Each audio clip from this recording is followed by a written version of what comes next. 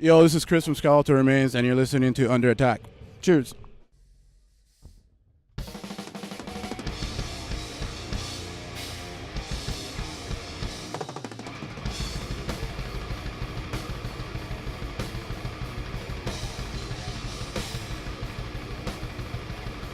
Hey, what's up, everybody? You're watching Under Attack, and we have Skeletal Remains right here in the house.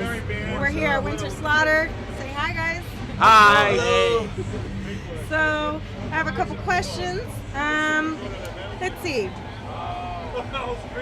You guys first started out as anthropophagy? Anthropophagy, right? yeah. And so that was like the act of eating human flesh. So what made you guys change the name to Skeletal Remains? It was hard to pronounce. I know, I can't say it. It's like a tongue twister. Anthropophagy. Yeah, when we started, it was just like it wasn't supposed to be any serious, so we just kind of found whatever name and we just took that. But after we released the demo and we figured, like, we heard the songs, we were like, hey, this could actually be something. And we had a lineup changes. These two guys came in, they're both Adrians, and that's when the name was decided to be changed. Just thought it fit better, and yeah, just A little more catchier. Yeah, it's catchier. Yeah, like you said, it was a lot harder to pronounce. You know. Yeah, that's for sure, definitely. Yeah, but that's pretty much it. Not really any other reason. I mean, we like the meaning of the anthropophagy is just skeletal remains fit better. Yeah, right. You're right. It flows a little easier on the tongue. Yeah, definitely. And then about, like, let's talk about the artwork with the Devouring Mortality. The process of working, well with well-known artist Dan Seagrave. Like, what inspired the ideas? What, I guess, the creative artwork? I mean, working with him was obviously just because we're fans of all the work he's done, and it was something we've been wanting to do since our first album. But not having a big budget, we weren't able to do it. Now with Dark Descent Records behind us and Century Media backing us up, we had the chance to do it. So yeah, we just contacted him and he was interested. But as far as like the concept of the artwork, just has to do with pretty much all the songs on the album. Like, we just sent him a bunch of lyrics, and literally there's just a bunch of pieces of all the songs to put into the artwork. So then he was just inspired by like the lyrics and the... Yeah. For the most part, we sent him a few images of like things that like cataclysmic paintings that we found online, for ideas, But he went off that. And then what other kind of like paintings, I guess, or artists were you guys looking at the time? We kind of were just like set on working with him, so we just kind of like hit him up and see if he was interested. If he wasn't, then that's when we were going to think about different names. But for the most part, we were just like, hey, we got to get Dan Seagrave because he's done a lot of classics and I think it fit everything we're trying to do. And so yeah. Was this like the first like really big artist that you guys had to work for you guys, or like, compared to other artists or the other albums? I mean, I guess he's fucking a legend, he's really known. But I mean, we worked with other artists. Our second album was this dude Mario Lopez from Mexico. He's done a few known bands. King Diamond. Yeah, I think he's done some art. I don't know if officially for King Diamond like releases, but I know he does a lot of stuff like King Diamond stuff. And then he did Evil Invaders from Belgium, I think. Yeah, they're from Belgium.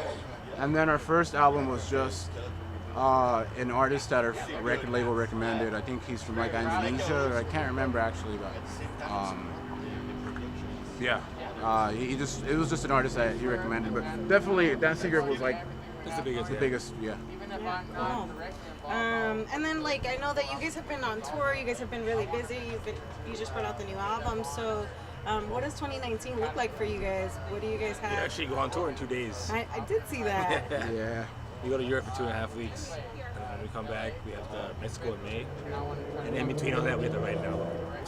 Yeah, we were trying to write a new album, and then we have a lot of like we go back to Europe in the summer for the festivals, and then there's some talks about doing some more U.S. stuff. So it's looking like it's pretty busy already, but nothing we can announce yet besides what he just mentioned. Yeah. What festivals are you doing when you guys are?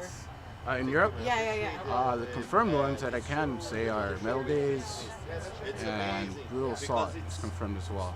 There's a few other ones that are confirmed but that are not announced. So you're still waiting on confirmation for that. But that's exciting. Is this the first or second time you guys go to Europe? Fourth or fifth, maybe. Okay. So you guys have been touring sometimes. Yeah. We've been going out there since like 2013. Yeah.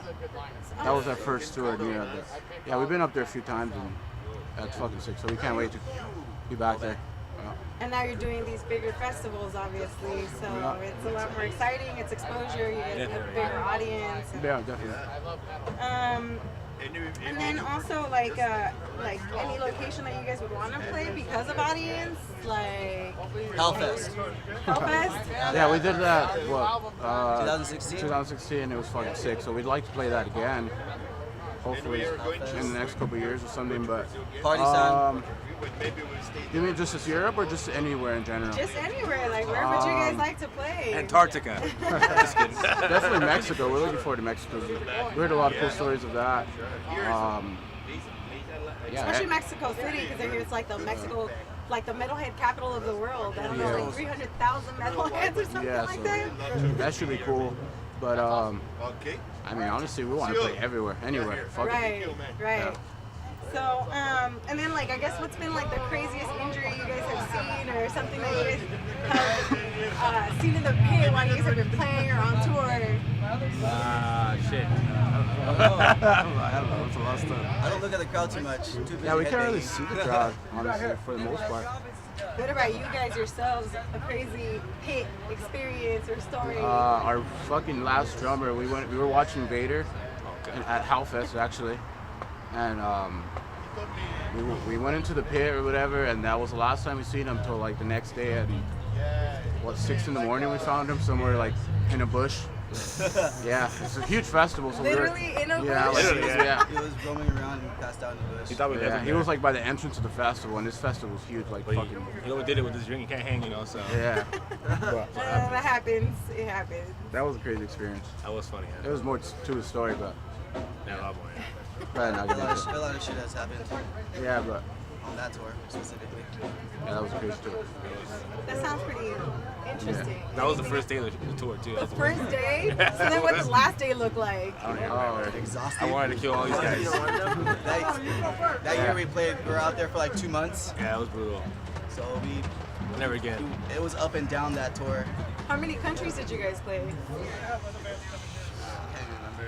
I have no idea. I can't even remember shit from last month. So. It was mostly like Central Europe, the main countries, Yeah. It went all the way up to Scotland, and then UK.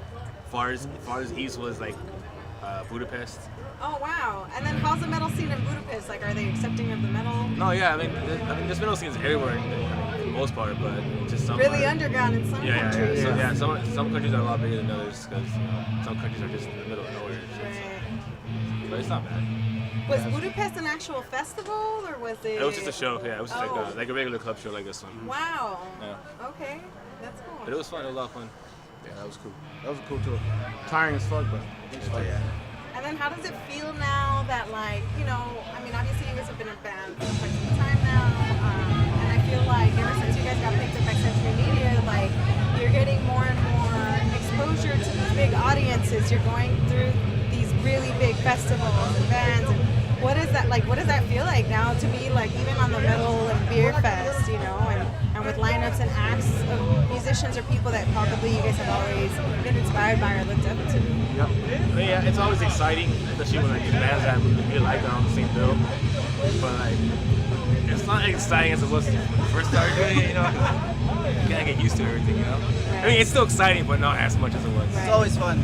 Yeah, it's definitely. It's always having a good time and enjoying the energy and just having fun and as individuals and as a band. Yeah, like back then, we couldn't wait to party and shit, play the show, but now it's like we want to play this one thing.